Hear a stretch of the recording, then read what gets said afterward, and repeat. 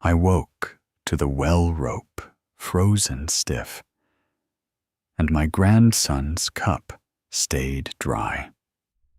In my ration ledger, I wrote, "Water, 0 buckets," and the pencil snapped in my fingers. The cold does not argue. It simply takes, and a boy's cough can follow. I keep listening for that small trickle under straw, and I do not let my hands stop. February 1890 came in hard and quiet in Idaho Territory, a few miles outside the small town of Birch Hollow. The valley held its breath under a crust of old snow. Wind worried the cottonwoods along the creek as if it meant to pull them loose. Our place sat in a shallow fold of ground, half sheltered by a low slope and a line of scrub. The cabin was squared logs and clay chinking, with a lean-to and a root cellar dug into the bank. Most mornings, the first sound was the stove taking a match and the kettle finding its voice.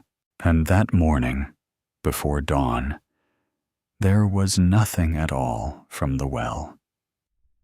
Edna Hale was 65 and built like a fence post, narrow in the shoulders and steady in the hands.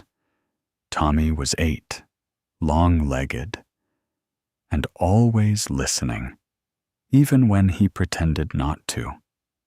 My work was simple to name and hard to finish. Keep him fed, keep his boots whole, keep the roof from sagging, and the stove from smoking us out. We had 5 days of beans left by my penciled count. Half a sack of flour tagged Birch Hollow Merc, 25 pounds, and a row of dried apples that looked smaller every time I checked. If water stopped, thirst and sickness could take the boy before anyone came up our road. Outside, the cold bit the inside of my nose. The well rope was stiff as a stick, frozen into its own twist. The bucket would not move an inch, not down, not up, not even a shiver, and a thin ring of ice sat around the wellhead like a hard collar. On the doorframe, above Tommy's height, a knife mark showed the last storm's snow depth, and beside it, I'd scratched February 1st in charcoal. The mark looked too close to the latch for comfort. Tommy came to the threshold with a blanket around his shoulders. His lips were pale in the lantern light. He asked if the well had gone mean. Wells do not mean anything at all. They simply freeze, and people who do not plan get punished.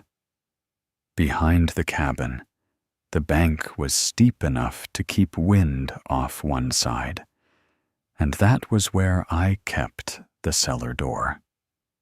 We lived out of that earth room more than we lived out of the cabin when winter pressed down.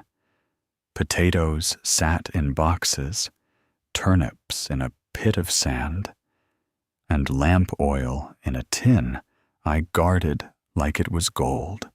Tommy's mother had walked away the previous summer, leaving only a folded note with no address and a ribbon tucked into the seam. His father, my son, had been taken by fever the spring before that, the kind that leaves a man breathing hard, and then not at all. So the boy stayed with me, and I stayed where my hands could still do something. In the morning, I tried the plain fixes. Ice came off the wellhead under the back of the axe, careful not to split the wood. My breath crusted the rope where it ran over the crossbeam. Nothing gave. The handle did not turn. The bucket stayed pinned in the dark, like it had been nailed there. I wrote it down anyway, because writing makes a problem stand still long enough to look at. February 3rd. Well rope froze. No draw. Under it. Water, 0 buckets. The pencil lead snapped, and I used the broken piece until it was too small to hold. Tommy offered to pull hard. Instead, I gave him work that saved strength and kept him steady. He knocked ice from the wash basin, brought in clean snow in a pot, and set it near the stove to melt slow. Melting snow gives little for the trouble, and it steals heat. A soot mark on the kettle showed our limit, and I told him we would not go past it. By midday, the stove had eaten through more wood than I wanted. The wood pile was already a worry, a low stack under a tarp with holes along the edge.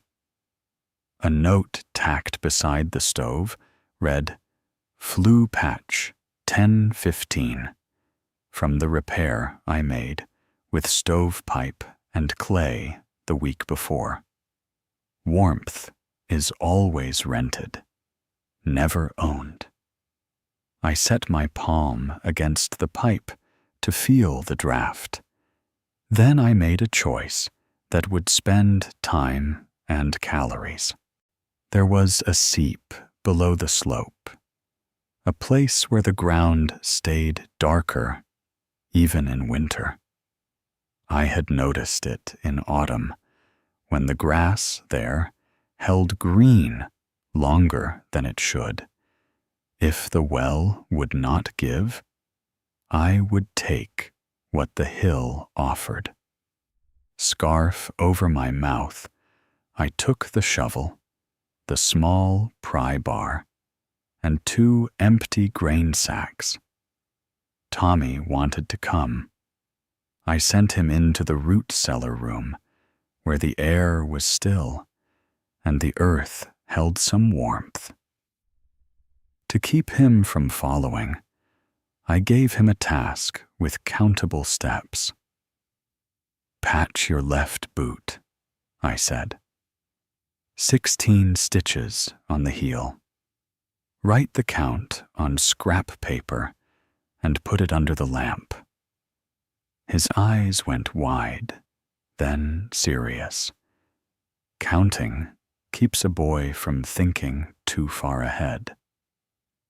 Snow by the Seep was crusted, and my boots broke through with a sound like tearing cloth as I scraped away the top layer until I found damp earth.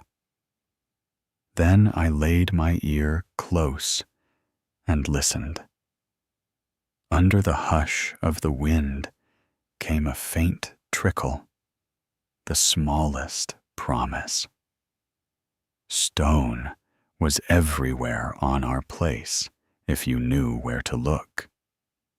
Frost had worked field rock loose along the slope. I pried them out and carried them in my arms to the Seep, one load at a time. Each stone bit my forearms through my coat. When I had a ring the size of a wash tub, I set the first stones tight and patient, like a stove hearth. Gaps got filled with clay scraped from under snow, tamped with the shovel handle.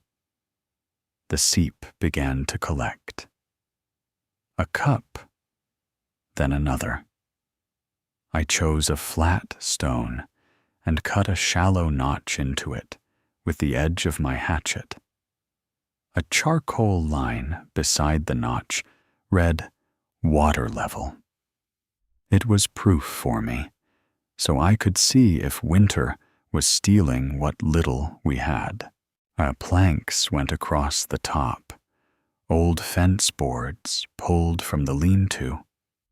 Straw covered the boards, packed thick, then held down with a grain sack and cornerstones. Keep the wind off. Keep the surface from glazing. Let the water stay moving under its blanket. A short, hollow reed, tucked at one edge, gave the trapped air a place to go. The first consequence came quick. A gust tore at my covering and flung straw down the slope like a handful of dry grass. I chased it. My boot slid, and my knee struck buried rock hard enough to make my teeth click. Pain steals time. I crawled back, reset the boards, and piled heavier stone on every corner. Later, in the ledger, I wrote, "Knee, bad strike, walk slow." Tommy met me at the cellar door with the scrap paper held up like a certificate.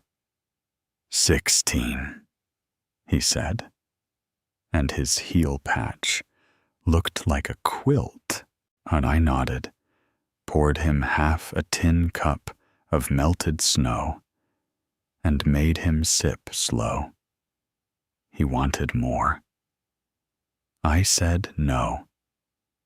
We would try the box when the morning came. If it held, we could live. If it did not, we would have to go to town. And February roads do not forgive.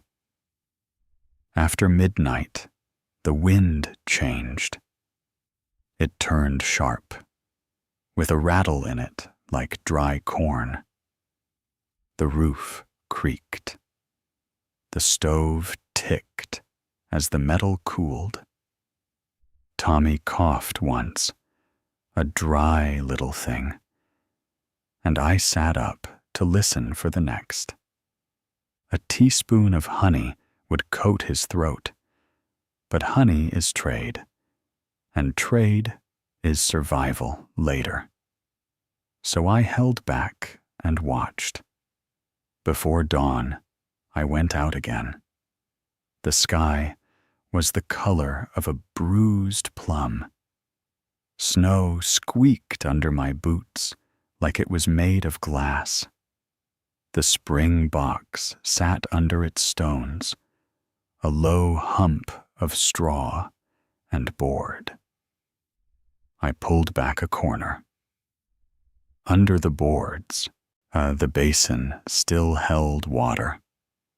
Not much, but it was there. The notch stone was damp above my charcoal mark. It had not dropped. I carried the first jar back like it was a living thing. Tommy drank with both hands around the cup, slow the way I taught him.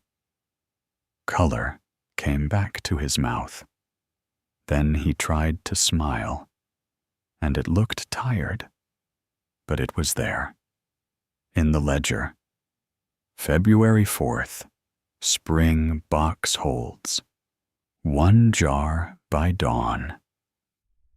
Under that, I drew a small square, my way of showing 1 day survived. trouble road on that same week.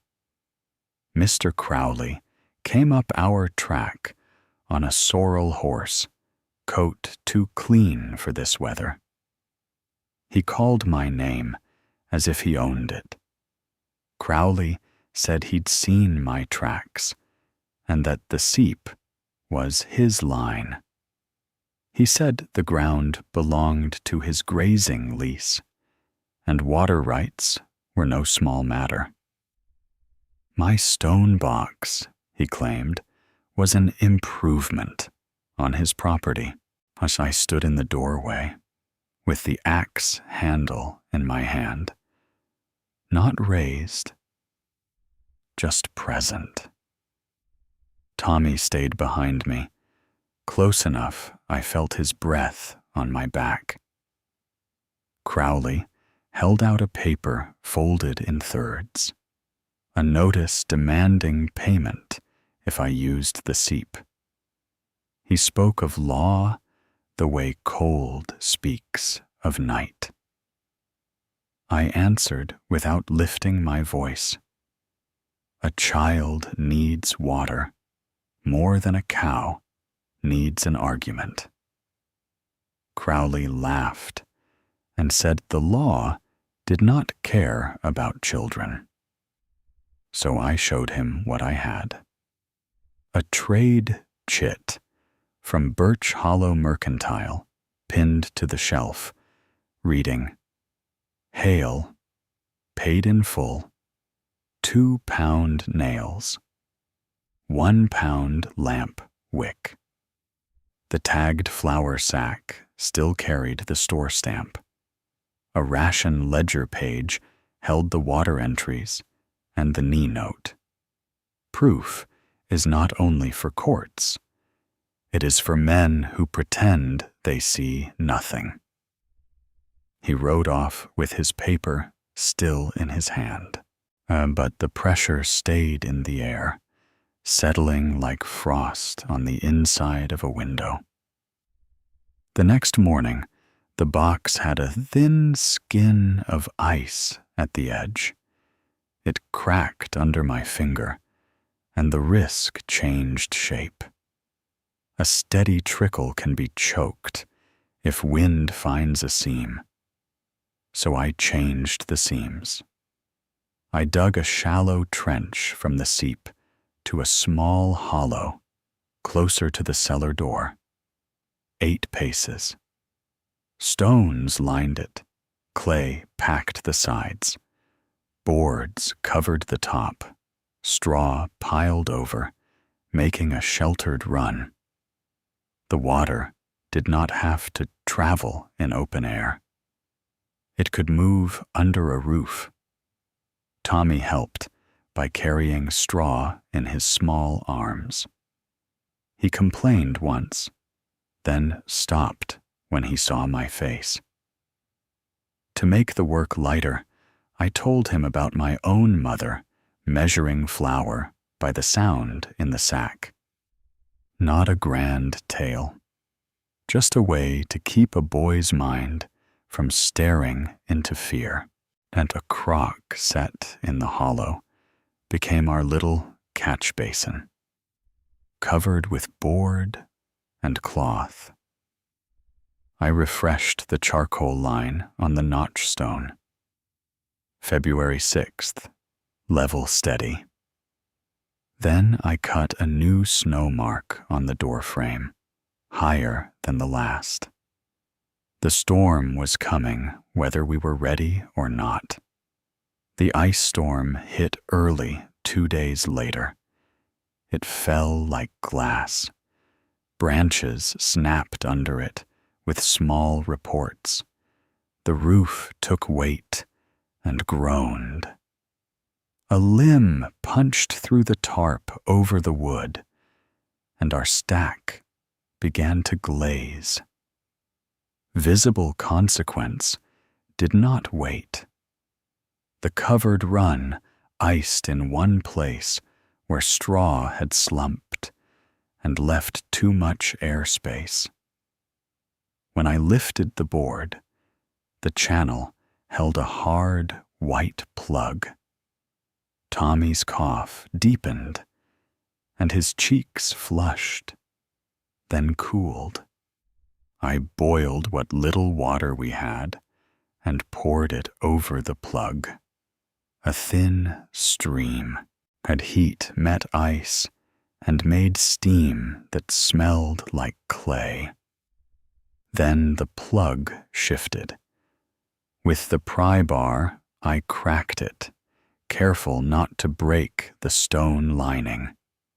The channel cleared, and water crept through again, slow as a tired animal. A fresh stove note joined the old one. February 8th, 0340, run, plug cleared, boiling water used, 1 kettle. I wrote the time because in crisis, time becomes a tool. Crowley returned with 2 men that afternoon. Their boots looked new.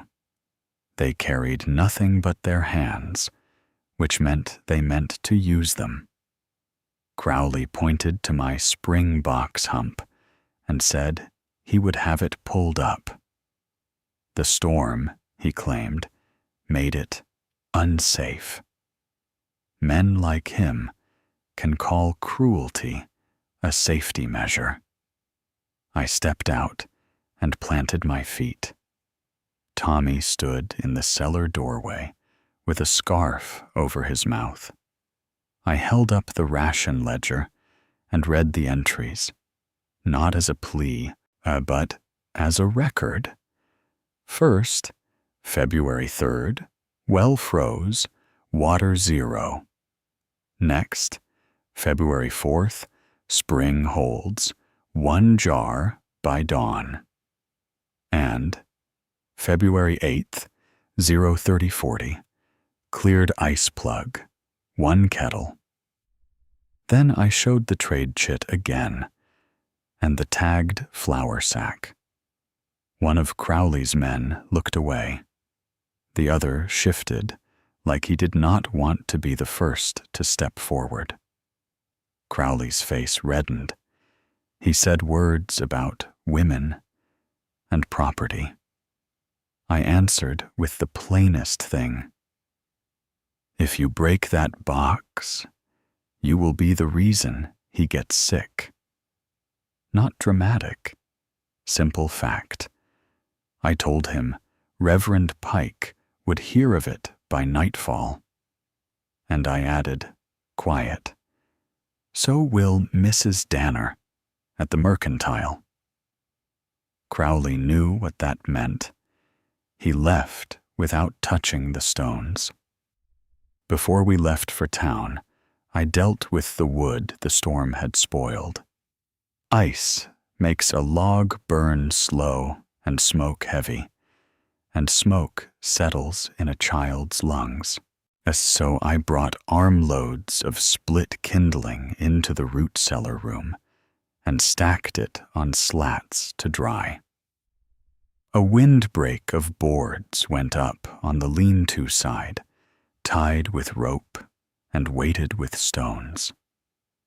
It looked rough, but rough things hold. In the ledger, I wrote, wood, dry sticks inside, 17. Numbers again, a promise and a warning. Tommy asked if we could just drink more snow water and stay quiet until spring. I showed him the pot where snowmelt left a grit line at the bottom. Too much of that, I told him, and your belly turns against you. He nodded, serious as any grown hand, and he stopped asking for more than his share. That kind of learning comes early out here, and it should not, but it does. The next day, a folded paper came under our door, carried by wind and the last visitor's boot. It was from the county clerk's hand in town, and a reminder about a small assessment on land claims. The amount was not large, but in February, even small amounts are sharp. I pinned it behind the trade chits, not to scare Tommy, but to keep it from disappearing. Winter brings trouble in weather, and it brings trouble in ink. That night, I made a choice that cost pride. When the ice eased, we would go to town, not to beg, to trade and to put our proof in front of eyes that mattered. We loaded the hand sled with what we could spare. 2 bundles of rabbit hides from earlier traps, dried stiff, a jar of apple rings, a small sack of dried peas. Tommy wore my extra wool socks inside his boots, and I tied a scarf under his chin so the wind could not steal his breath. A rope went around his waist and around mine, not for wandering, but because a whiteout can erase a straight path. A birch hollow came up slow, smoke low over roofs. At the mercantile, Mrs. Danner took one look at Tommy's face and handed him a tin cup of warm broth without asking. I laid the trade chit on the counter. I laid the ration ledger beside it, open to the water lines. No tears. Work was not done. Mrs. Danner read my notes like she was reading a sermon. She tore off a new chit and wrote in firm strokes. Stone and straw paid. Then another line beneath it. 2 bushels, straw, hail, no charge. Her stamp hit the paper hard enough to matter. Reverend Pike listened next door with his hands folded. He asked what was true, and I gave him only that. The notch stone came out of my pocket, charcoal mark still plain. The stove notes came too. He nodded once. Then he said he would ride out with us as soon as the day opened. So later that day, we were back on the slope with the Reverend and Mrs. Danner's cousin, a quiet man with a mule team. We did not come with threats.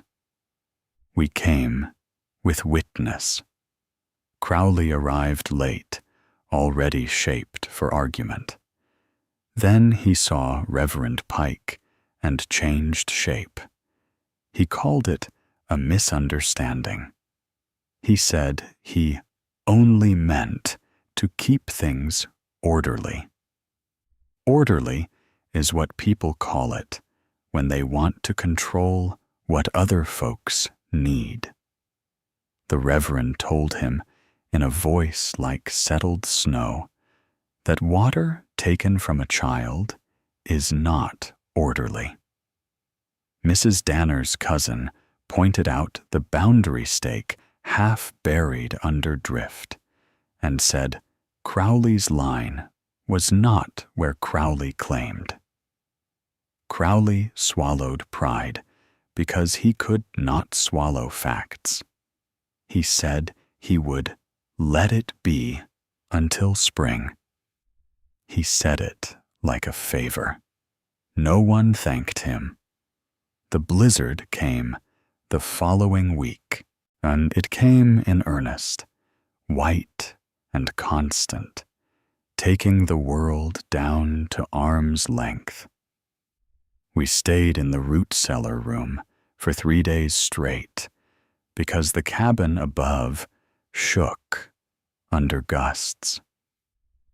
The spring run under boards kept moving because it was buried in straw and watched like a baby. Every few hours I checked the crock, not because I doubted it, but because doubt makes you sloppy if you ignore it. On the second night, Tommy's cough tightened. His chest sounded narrow, a small wheeze at the end. Pneumonia does not announce itself with a drum. It arrives like a guest who will not leave. I warmed stones by the stove, wrapped them in cloth, and put them at his feet. Honey, thinned in warm water, went into him by spoon. Then I watched his breathing until my eyes burned.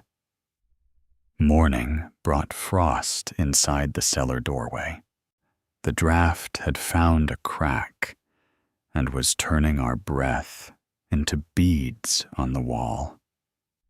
Clay mixed with chopped straw went into the seam.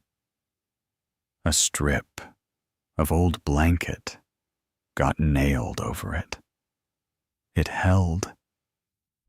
In the ledger, February 15th, cellar seam packed, straw clay, blanket strip. That same day, the spring level dropped a finger's width. The notch stone told me first. The wet mark had slid below my charcoal line. Something under the hill had shifted, or the Seep was being robbed by cold. Either way, the box would not save us if we treated it like magic. So I widened the basin by 1 stone's breadth, deeper toward the source. More straw went on the wind side. Then I pushed earth over the cover in a low berm, adding weight like a quilt. Tommy handed stones one at a time, hands red and steady. He did not talk much. He did not need to.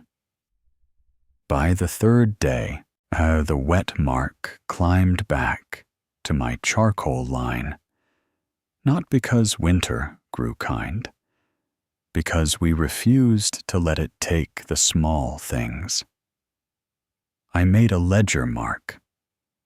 February 18th, level recovered, added berm. Under it, wood, 3 days if careful. Numbers can frighten. They can also be a rope you hold. When the blizzard eased, the sky returned in hard blue. Snow lay piled against the cabin like it had been shoveled by giants. I cut a new mark on the doorframe, higher than any mark I'd made in years. Tommy traced it with his mitten and whispered, "That's a lot." I said, "It is," and let the silence do the rest. A boy from town arrived on snowshoes with lamp wicks and a small sack of oats. Mrs. Danner's note inside was short. "Keep your ledger. It helps." I folded it and slid it behind the ration pages. Crowley did not come back, but his kind still talked. And at the mercantile, a man joked about women building waterworks. Another said the Reverend was soft. Mrs. Danner kept my chits straight anyway. Reverend Pike preached one Sunday about stewardship and mercy without using names. People understood without being told. As February turned into March, the well rope softened. Not enough to draw, but enough to twist, if pulled. I tested it when I could, warming the well head with a kettle and trying the handle slow. The bucket moved an inch. Then it stuck again. The lock was weakening. Meanwhile, the spring box became routine, a practice rather than a panic. Boards got checked for slumping. Straw got refreshed where wind tried to steal it. The crock level got watched, and the covered run got pressed down where air wanted in. Each time a plug formed, each time a board cracked, there was an answer if you did not rush. Tommy's health followed the water. When we had enough, his cheeks stayed pink, and his cough thinned. When the level dipped, his voice went brittle. I learned to read him the way I read the notchstone. One evening, while mending his coat sleeve, I counted stitches out loud. 22, I said, and he repeated it, smiling. A scrap went into the ledger. Patch record, 22 stitches, Tommy coat, sleeve. Small proof, still proof. By late March, the sun gained strength. Snow crust softened in the warmer hours and hardened again when the light fell. The Seep's trickle increased under the boards. The notchstone stayed wet above my line more often. I began to let Tommy have a second cup some days. Not a flood. Just enough to let him sigh. Then, one morning, the well handle turned. It groaned, and the rope creaked, like it was waking from a long sleep. The bucket came up slow, dripping, carrying water as dark as ink at first, then clear as it settled. I stood with the bucket between my boots and felt relief so deep it was almost quiet. Tommy looked into the bucket like it was a miracle. I told him it was only water. But my hands shook a little as I poured the first cup. I did not tear the spring box down. A backup is not waste. It is wisdom. When cattle came through in April, they did not trample it because enough eyes now knew it was there. What one woman builds can become a community's habit if it is useful and if it is seen. On the last page of February in my ledger, I wrote one steady line. Kept water moving. Kept boy breathing.